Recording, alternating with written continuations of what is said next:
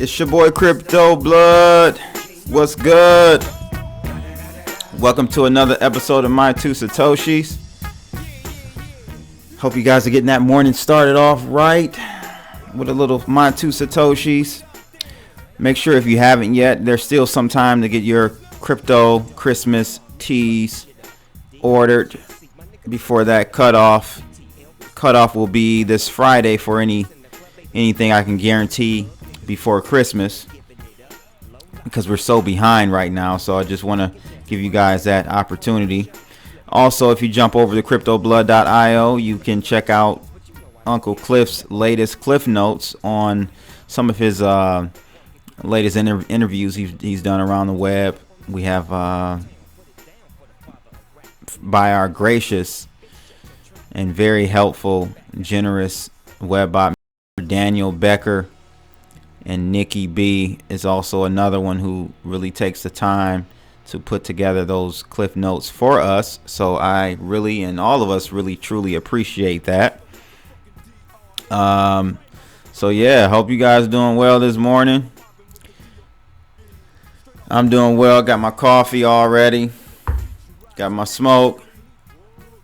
Smoking on a Tatawahi. This is a milder stick here, but it's very good, from the Monster series. But yeah, I'm doing well. Hope you guys are doing well this morning. Bitcoin is really going crazy. We're going to talk about that. I think we're really overbought here. So we'll get into that. But first, let's take a look at Marco's day 5, I believe, or day 6. I'm sorry, day 6 pick for his 31 days of cryptos. So again, Marco from the Webbot Chatroom has compiled a list of 31 of his top crypto picks, all inspired by Clif High's Bare Naked Wealth reports. So you can always get those reports at halfpasthuman.com. And let's get into it. So Marco's pick for today is Tap Project, or Tap Token, Tap Coin. Tap Coin symbol is TTT, and their price is 3 cents. His cost, Marco's cost, was 2.5 cents. He's the ICO is actually going on right now, so he got a discount. Current running gain, unrealized gain, is 22%. Crowd sale ends December 9th. And that's based on the final ICO price of 3 cents. And a little bit about Tap. I did hear about this recently, and this is another like kind of gaming industry type of ICO, which is going to be a huge industry in the coming, I would say, in the coming year or two. But a little bit about Tap. So the background is that what they're saying is humanity spends over 3 billion hours a week playing video games. Video games are one of the top grossing entertainment industries in the world, spanning over $100 billion in revenue. Tapcoin is a utility token that allows gamers the option to utilize their time and convert in-game earned and premium currencies to Tap coins that can traverse multiple platforms and games. Simply paying gamers to play. Using a proof of stake model, users need Tap coins to gain access to the platform and its games. So again, their crowd sale is live. It's 50% last chance bonus, ends Saturday, this coming Saturday, the 9th. So currently it's they have raised $322,000. There are about 223 backers right now, and their soft cap they need to hit is $419,000. So yeah, there you have it, people. That's the pick for today. And again, hope you guys are doing well. Today we are going to be talking about millennials and their position and their stance on cryptocurrencies and Bitcoin versus like your traditional banks and stuff. I know since I got into Bitcoin, even before Bitcoin, I was really fed up with the banks. And really, and I think I never talked about this, but really my inspiration for starting the channel, the YouTube channel, it was kind of just off the whim. I didn't really have a plan per se, but I did want to make sure I expose more of the millennial generation to cryptocurrencies, because we, in my opinion, we have the most to lose with how our governments our governments have robbed our citizens. So that was kind of my goal setting out when I started this channel. I was like, yo, I'm just gonna talk from a millennial's point of view. That's understandable, but I want to try to bring in the millennials, get them on board with the whole Clif High wave, Webbot wave, and it's happening slowly but surely. So before we jump into that actual article, let's take a look at coin market cap. And at the time of this recording, we're at 367. That's $367 billion for the market cap. Bitcoin's dominance has creeped up a little bit. It's at 56.7%. And we're overall looking pretty good. Populous has been on a roar. Good for Populous. Unfortunately, I was not able to get the amount, I have, and many of you probably have set goals as far as the amount of each token you were looking to get, and I did not. I never got around to securing all of that bag for Populous. But PayPal has done very well. OMG is starting to creep back up. I'm going to get back into Kick. So I'm going to load a bag into Kick. So I think we've got a lot of upside to see with Kick as well. Very is doing pretty good as well. That's kind of making a bounce back. So we got a lot of tokens are doing well. And man, the year hasn't even, the 2018 hasn't even started yet. So this is something to be excited about. But let's just quickly take a look at this. Just look at this angle of this chart. Insane. That's all FOMO, people. That is well overbought. And I'm not the one to I really don't use a lot of indicators anymore, but I could probably guarantee that the RSI, if I had the RSI indicator, would be hella overbought right now. This is just insane right here. So it'll pull back. If like I said, I got back in at 60. Let me see here. I got back in at 6,700, and also, I'm sorry, 6,900, and also down here at 6,400, 6,300 area. So I'm Gucci. I am Gucci. That's another flip almost. So, however, that hypothetical short trade would have been stopped out right here. I would have got tapped out right here. So that would have been an L, but luckily I don't short these markets, and this is the reason why. This is all pretty much just new buyers coming into the space, just loading in. They're sick of hearing about Bitcoin, and they just gotta have them some at the highs. That's how the newbies do it, the new money. But hopefully, if you are watching and you are new to Bitcoin, just getting in, just it's not financial advice. It's my personal opinion. It's not professional opinion at all. Personal opinion. Just make sure you dollar cost average in. So if you've got out of 100% of whatever you were looking to invest, put 25% in now. Wait, put another 25% in. on a pullback, and then wait again. And if the pullback is good enough, you can put the other 50% in. That's how you want to do that. You want a dollar cost average in. At least that's what I do. So I'm not giving you advice on that. I am just explaining that my strategy and how I trade or enter positions for investment. I don't necessarily, like, I've been trading Bitcoin on these dips, but normally I do not trade anymore because over time,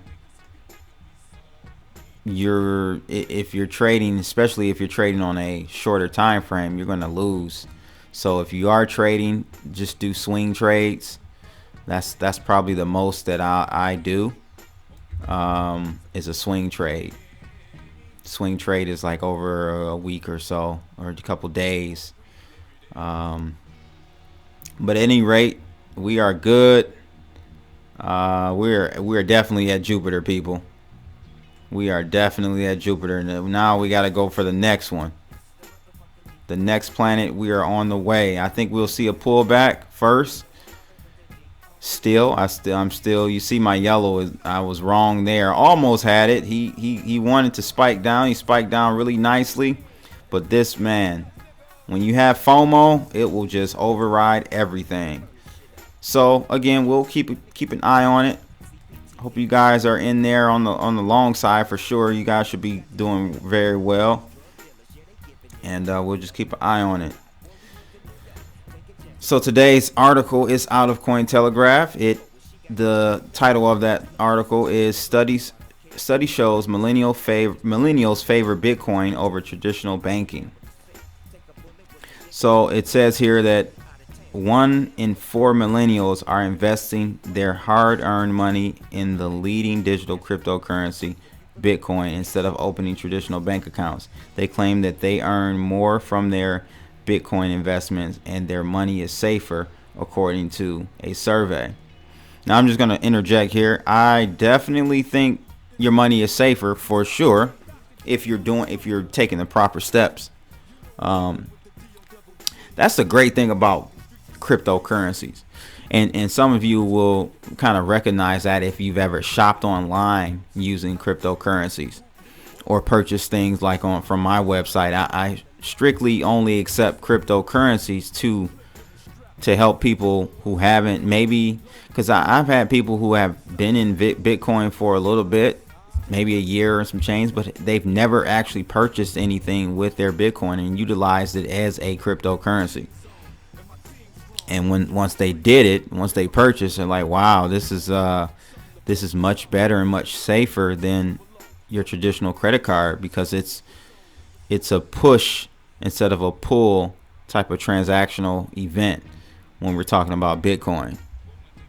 You know, no one can, with a credit card, if you gave me your credit card on my website, there is a chance that credit card number could be compromised. And with that, if you want to call it private keys to your credit card account, people can simply debit, credit money out of your account.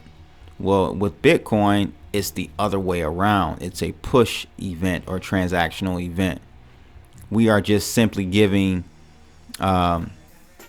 we are sending funds to that merchant's public key, public address, and you keep control of the transaction as the consumer, as the end user. So that is a beautiful thing that we swapped that around.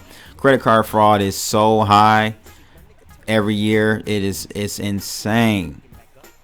I'm sure many of you have probably been victims of it. So yeah, this is great. It's definitely safer, you know, for online shopping, for actually holding your coins and tokens. It's a safer environment for that. So I'm going to finish reading the article though. Based on the survey conducted Blockchain Capital, 70% of the 10,000 millennials who were polled claimed that they are not content with the interest rates offered by banks and and almost 65% say that their money is safer in Bitcoin because they personally control it. The survey also showed that nearly 2/3 of female respondents have begun to branch out from Bitcoin and invested in other digital cryptocurrencies in order to diversify their portfolio. I don't know why they highlighted the female respondents. Other highlights of the survey: despite their preference of Bitcoin as a form of investment, slightly less than 50% of the millennials surveyed said that they are also looking for a more convenient form of banking, and 45% stated that they want their banks to integrate Bitcoin wallets in their operation so that they can directly invest in cryptocurrencies through their existing bank accounts. That right there is a no-no, and it's coming. And we have to, as far as the individuals in the community right now, we have to educate the newbies coming into this game into understanding the whole point of it is to have your control of your own private keys. You don't want the banks to have your private keys. Then that pretty much defeats the purpose of cryptocurrencies and decentralized digital assets. We don't want the banks involved at all. So just spread the word and get that concept in people's minds, because they're going to revert back to normal, that normalcy bias of, the bank can help protect me, but I want Bitcoin because it goes up in value. Again, we're focusing on the value of the price of Bitcoin instead of the value of Bitcoin and what it brings and what blockchain brings. No longer do we need these institutions. So we really need to just all the newbies that are coming in. I don't want to call them newbies. That's kind of I don't like that term. All the individuals that are coming into the space now, we as people in the space need to continually educate them on the whole purpose of Bitcoin, cryptocurrencies, etc. It's not that you want to get Bitcoin because the price is going to go up in the future. That's one benefit of it, but we need them to understand we're taking Bitcoin and other cryptocurrencies allows us to take control of our money fully. Because what will start happening is, if you have Bitcoin, let's say, there were some banks over in Estonia that were looking to, that are starting to offer Bitcoin accounts for their customers. We start doing that, what's going to happen? Fractional reserve system. They're just going to fractionally reserve Bitcoins. That's what's going to happen. If you allow them to be the custodian over your funds, your Bitcoin, your cryptos, they're going to be able to analyze and see how many withdrawals are happening per month. And then they can say, okay, we know we have this much reserve ratio every month rolling over. We can start to use the Bitcoins that are in the wallet and credit it. And, they'll do funny stuff where, the interface for the account won't show the blockchain. It'll just show how many Bitcoins you have. So you're not even seeing what wallet your Bitcoins are in and all that. That's what will happen. I'm telling you. So we just got to make sure we educate the individuals coming into the space now and help them understand why they're even getting into Bitcoin. It shouldn't be solely for the price or because of the price. So the article finally wraps up and says the survey also estimated that the majority of millennials will invest around 2/3 of their savings into virtual currencies, according to the site founder Andrew Sung. The survey results show that the younger generation is much quicker to embrace new technologies than their older counterparts. And he says here, the younger generation has been notoriously quicker to act on new technologies, including the latest smartphones, which have enabled millennials to invest in Bitcoin over the last few years. before large hedge funds and financial institutions started to get involved.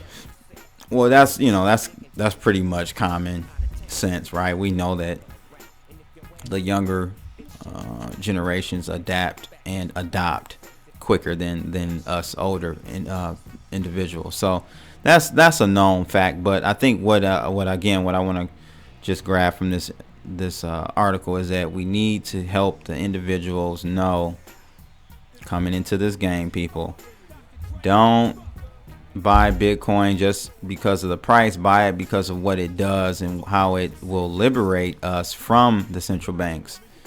We don't want them holding our Bitcoin. We want to be the controllers and controllers of our own money. That's what it's all about, people.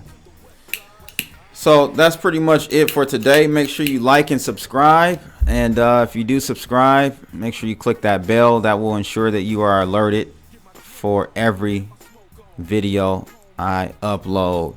Also, make sure you join us in the Webbot room. I will leave a link of that in the description of this video.